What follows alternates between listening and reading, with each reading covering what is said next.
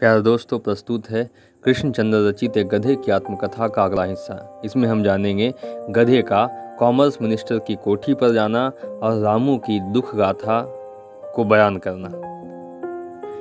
मित्रों, मैं उस कोठी का क्या उल्लेख करूं जो चारों ओर से सुंदर बाग बगीचों से घिरी हुई थी। पेड़ों की शाखाएं फलों से लदी झुकी जाती थी और सड़कों के किनारे किनारे ऐसे रंगीन फूल खिले थे कि मुझ गधे की आंखों में भी ठंडक पड़ती थी। और लॉन पर ऐसी हरी हरी सुगंधित घास थी कि अगर 100 गधे भी हर रोज चलते रहें तो भी कभी समाप्त न हो। न जाने यह मंत्री की कोठी के भीतर इतना उम्दा घास क्यों होती है, जाने इसका संबंध मंत्री की कोठी से है या किसी गधे से। मगर मैंने तो इस आलीशान कोठियों के भीतर अपने सिवा कोई गधा नहीं देखा। दिल को बहुत दुख हुआ कि इतनी उम्दा घास केवल मनुष्यों के पांव के तले रौंदी जाती है और किसी काम नहीं आती। सच है, अभी इस संसार में मोटर वालों का राज है, गधे वालों का राज नहीं। जैसे कुम्हार का, धोबी का, मोची का, घसियारे का, अर्थात उन समस्त लोगों का जो गधे रखते हैं, अन्यथा घासों का यूँ अनादर न होता। खैर, आपको मुझ गधे से या मेरी घास से क्या मतलब?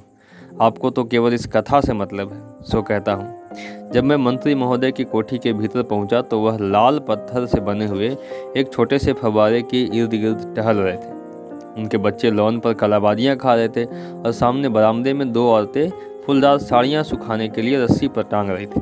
अर्थात बड़ा सुंदर दृश्य था। मैंने मनसुख लाल जी के दोनों कान जोड़कर नमस्कार किया। इसका उत्तर उन्होंने दोनों हाथ जोड़कर बड़ी विनम्रता से दिया। वह अपनी धोती की लांग ठीक करते हुए बोले, सोचे। मैंने कहा, मुझे जुकाम नहीं है।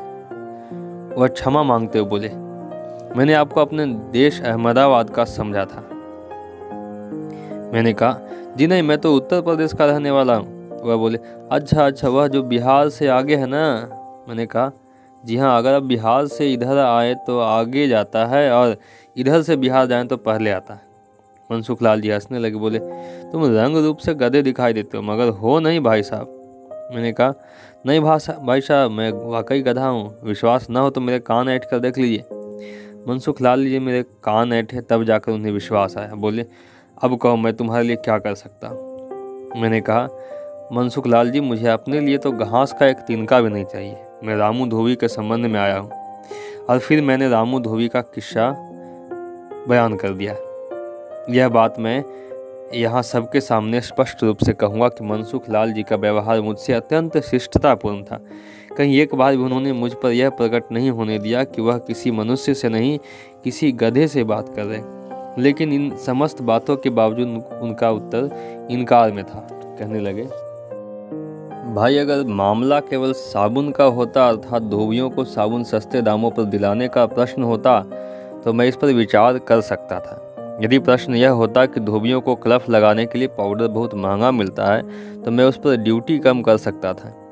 यदि धोबियों की यह शिकायत होती कि मिलों से जो कपड़ा आता है वह इतना नाकस होता है कि 2-4 बार पत्थर पर कूटने से फट जाता है, तो या तो मैं कारखानदारों की ताड़ना कर सकता था कि वे मोटे कपड़ा बुने, या मैं धोबियों को कपड़ा कूटने के लिए नरम पत्थर सप्लाई कर सकता था।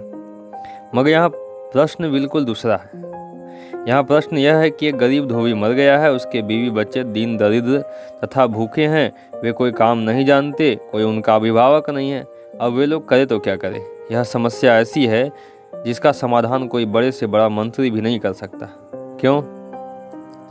मनसुख लाल जी इधर उधर देखकर मेरे कान में बोले, यह हमारी केंद्रीय सरकार की मूल समस्या है। इसका समाधान सिवाय हमारे प्रधानमंत्री की और कोई नहीं कर सकता। तो क्या आपका मतलब है? मैंने आश्चर्य से अपने दोनों कान जोड़कर पूछा। तो क्या आपका मतलब? मुझे इस काम के लिए? मैंने वाक्य अधूरा छोड़ दिया।